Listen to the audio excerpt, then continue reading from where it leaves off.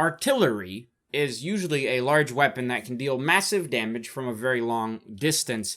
Tanks, mortars, other heavy guns are artillery. But the Artificer Artillerist is just as deadly.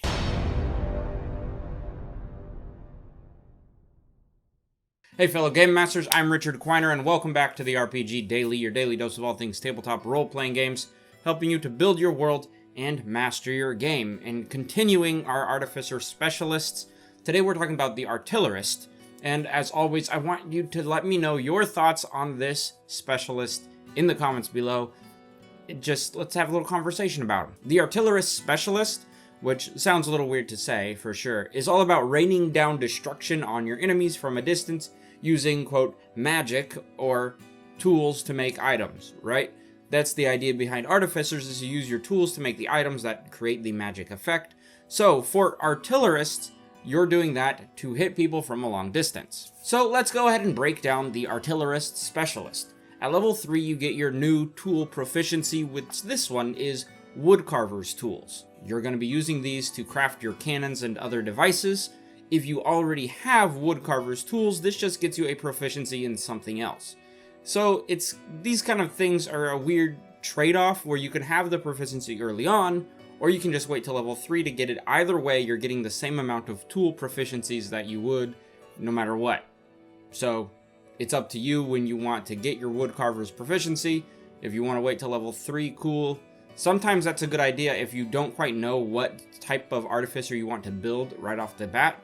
You might want to wait until level 3 and see where you're sitting. Also at level 3 is when you start collecting your Artificer spells. Like I mentioned before, the Artificer spells are free spells that you get that are always prepared and always count as Artificer spells, no matter what list they normally come from, or if they are normally an Artificer spell or not.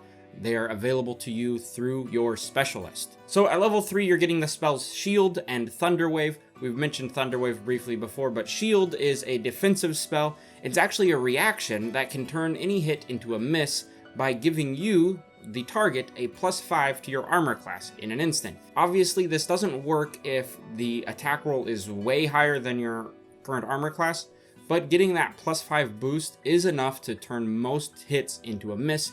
And since it's a reaction, you can wait until after the die is rolled to decide if you want to use that shield in that moment or not. At level 5, you get Scorching Ray and Shatter. Scorching Ray fits in great with the idea of artillery. It has a 120-foot range attack that shoots out 3 rays of flame, essentially, and each ray can hit for 2d6 fire damage. So it's a good long-distance attack for your artillerist. At level 9, you're going to be getting Fireball and Wind Wall. We've touched briefly on Wind Wall, I think in the Clerics we talked about it a little bit. But Fireball is a classic Dungeons & Dragons spell. It creates a 20-foot radius sphere of fire. So try to picture that, a 20-foot radius. That's just one side from the center, so it's a 40-foot diameter sphere. It's a lot of fire in a large area. Any creature in that area that does not... It is also able to be cast from 150 feet away, so again, a long-range spell. This one, however, uses a dexterity saving throw on all the targets, so any target that fails their dexterity saving throw is hit with 8d6 fire damage right off the bat, and it scales the higher levels you cast it at. At level 13, you get 4th level spells Ice Storm and Wall of Fire. These are both pretty cool spells. Wall of Fire is kind of self-explanatory, and I believe we've talked about it before. Ice Storm, however, creates a 20-foot radius by 40-foot tall cylinder of hailstorm that pummels your enemies with hail. The other side of this is that hail also makes any of the terrain difficult, so this could be a good spell to cast from a distance at an oncoming attacker to slow them down to about half speed, unless of course they have something to deal with difficult terrain. The Ice Storm can also be cast from up to 300 feet away, so you have a really long range to cast this spell. At level 17, your 5th level spells are Cone of Cold and Wall of Force. A Wall of Force is similar to the Wall of Fire or other wall spells, you just create a barrier, but Cone of Cold creates a 60-foot cone, which is pretty big, of freezing cold damage, and any creature inside that cone that fails a Constitution saving throw is hit with 8d6 cold damage. All that kind of sums up the Artillerist spells, but here again you do see the pattern of having long-range spells, heavy-hitting spells that can be dealt from a distance. That's good artillery. Also at level 3 you get the ability called Eldritch Cannon, which lets you use your woodcarver's tools to create a small or tiny cannon. Using this ability takes an action and you can put it in a location within range of you. There are a couple rules or stipulations about this cannon though. One, you can only make one cannon per long rest, unless you spend a spell slot to make another one.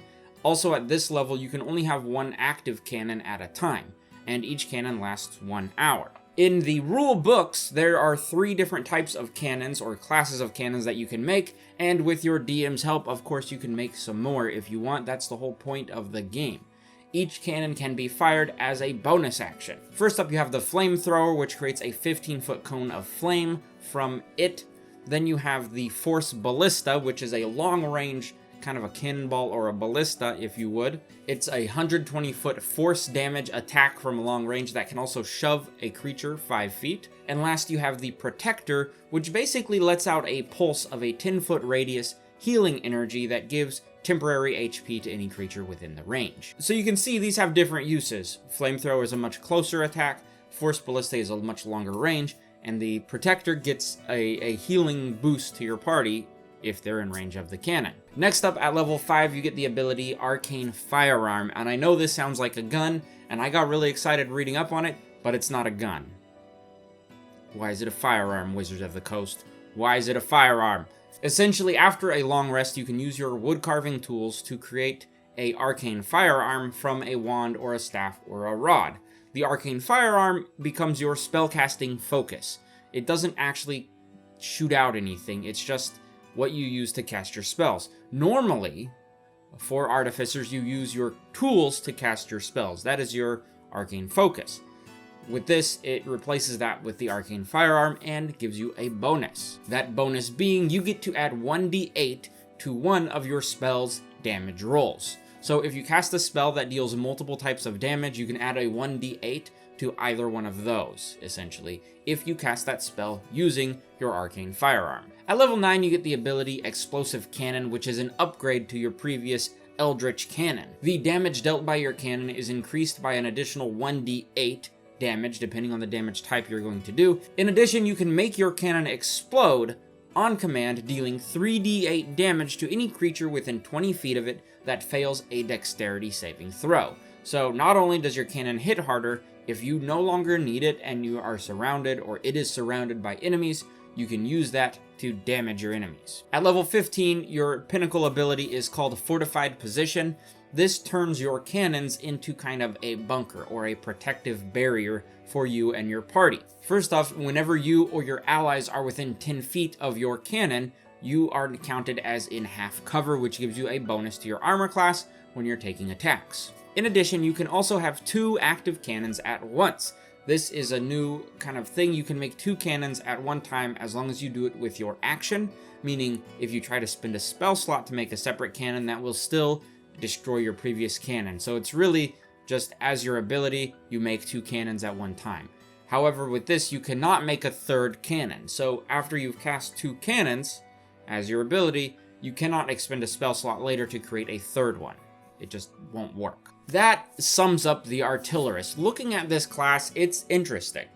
You are a long-range damage dealer, really just a support. You can set up, if you have the right location, this really can be very powerful. In certain locations that I've been in a lot, in dungeon crawls and stuff, this might be less effective. But again, since you have the Protector Cannon option, that would work in dungeon crawls to give a healing burst to the party whenever they need it. I think that's a really good way to use it, is just see your location, see what you have, and then pick the right cannon for the job. I wish in this that there was a way to get more cannons per day.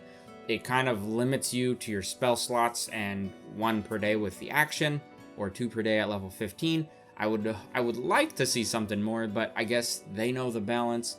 That's fine, I haven't played this myself. Looking at feats, this one I think it could be good to pick spells that have attack rolls, such as the Scorching Ray. You roll to hit your target, as opposed to saving throws from your target. If you do that, then I would say get the Spell Sniper feat. I would treat this as a wizard, so any attack rolls, the range would be doubled. That could give you even more long distance. Like Scorching Ray is normally 120 foot range. With Spell Sniper, that would become 240 feet. That's a huge range of a spell attack, especially with an attack roll. You can really focus down an enemy from a long ways. That, I think, ties directly into the Artillerist as a class or as a specialist. Other than that, you definitely don't want to play this as a frontline attacking class. This is something to keep back and fire and plink at your enemies from a distance. I hope you enjoyed this video. I've been Richard. Thanks for watching.